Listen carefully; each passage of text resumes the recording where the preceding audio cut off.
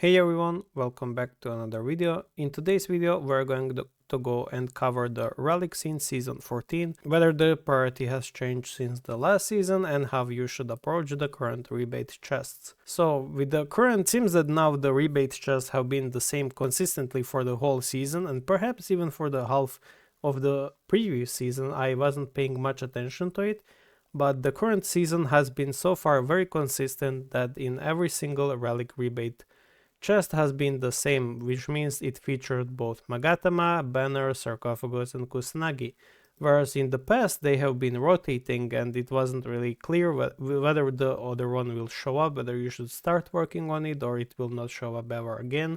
So it was pretty unclear how to do the correct guide towards that. But now with season 14 having a consistent rebate relic chest, now I'm going to cover how you should approach it. So the excelling tier, this is basically the guide that I have written for the Discord. You can check it out if you enter the Omniheroes official Discord, and you will see all of my guides in here. So this is the guide I have made for this, and this is basically going to be the video. So excelling tier, or rather the universal utility, these relics provide massive value across all game modes and should be the primary focus for any account. That's because Banner is used in pretty much every single clear record in terms of Lost City, Palace of Penrose, or even any Rift Odyssey levels. It will make your journey easier. And why is that? Well, it's because Banner provides insane amounts of Holy Shields, which is 10 Holy Shields. You can proc it twice when paired with this chest right here. That's 20 Holy Shields in a single round. That's a lot of instances of damage block, that's a lot of sustain given.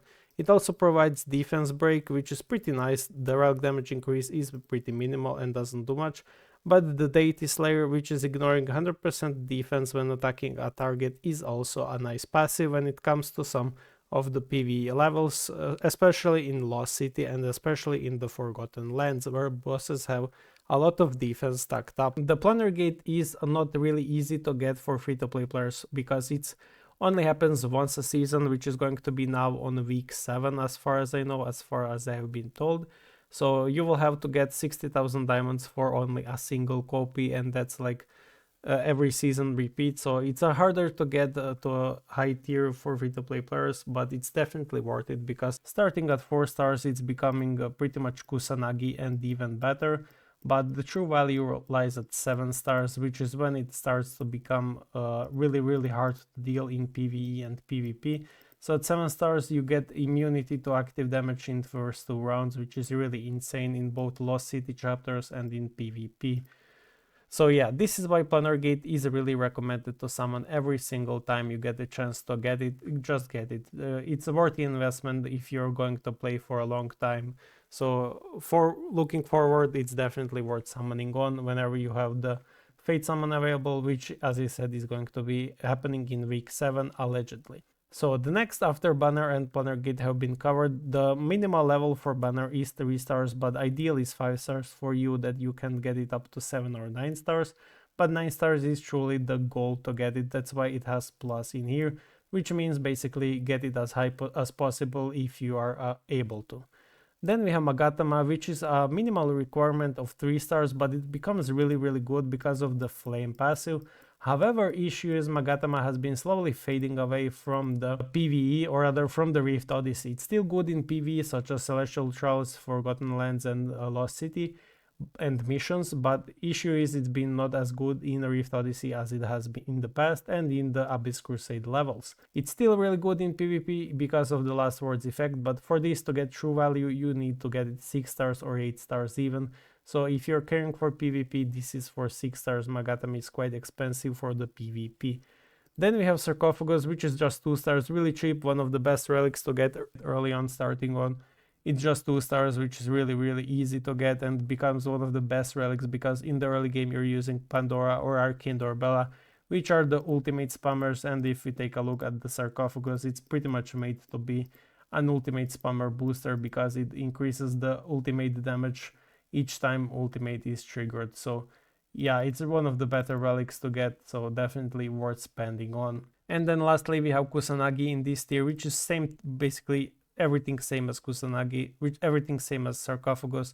2 star minimum for PvE, 3 star for PvP, gets better, obviously has plus in it. So the higher it is, the better it is. Kusanagi next spike is 6 and 8 stars, where Sarcophagus is great at every single level you upgrade it to.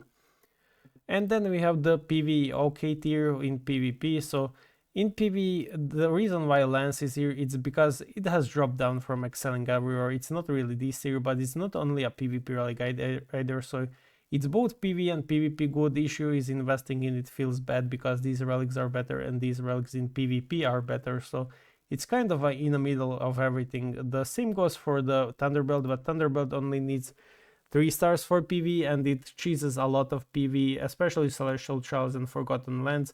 And it's usable in PvP, but only truly shines on 9 stars to get the instant energy regeneration going on and the deal actual damage. Whereas Soulbinding Lens only needs 3 stars and is solid in both PvP and PvE, but it really benefits from 7 stars and gets ideal at 9 stars, but that's really not worth investing compared to Banner, Magatama, Kusanagi, and Sarcophagus, for example. That's why it's somewhere in the middle, not best, not worst tier. So yeah, it was the best relic, now it's just simply okay relic and really good to have, but it really feels bad to invest on because there's better relics. Then we are going to PvP tier, which I'm not going to cover at all because all of these relics are good, all of them have their niche play and all of them are really excelling in some of the teams, except this last relic, I forgot its name, I believe it's the torch. So yeah, the torch issue with the torch is it's a really amazing relic. Issue is it applies fortitude, and fortitude was one of the best surviving effects in the game until they added Phoenix, and Phoenix ignores the fortitude. So this effect is completely useless now. Any hero or relic that has this effect is completely useless in PvP against Phoenix, or rather in seasonal PvP. It's still good in Arena or Yggdrasil, but we don't really care about those game modes. So that's why it's the last in this tier. So this is really ordered in my opinion as how they rank. So Scepter is one of the best relics right now in the game. It can counter Lucifer's Stat Steal, it can counter Hellas Seal, it can counter Freeze from Arcane Dorabella, Elisha, Venus, can counter the stun from the Babylon. So one of the best PvP relics in the game by far, really strong, really worth investing. The chest is one of the cheesiest attack relics, so if you're attacker and have chest 9, this will basically ensure you a victory if you use it smart. The newest crown relic silences the enemies before they get to take action, truly broken. Then we have the seal relic, so all of these relics have their niche place in PvP and they're really all strong, and none of them are really bench material. Apart from maybe the gourd, which you might not know how to use, but there's place currently for it right now as well in ethereal. So yeah, all of these relics are really strong in PvP and have their ideal star levels, which I will try to put in here as well, but I will see how that goes. Usually ideal star levels have been posted in the spreadsheet, so but I don't have really much time anymore to update the sheets as I have been in the past. So yeah, working on these relics, I suggest following this order, and yeah, apart from the chest, you should work on chests from one of those old seasonal shops that you get chests, so 250 shards every season. You pretty much get the chest to 9 stars quite easily, quite for free. And then we have the fillers, or rather the World Arena Tournament relics. These relics don't have place in the current meta PvP. They're not niche enough to have their own victory possibility, so they're just good relics to have for the filling the other teams.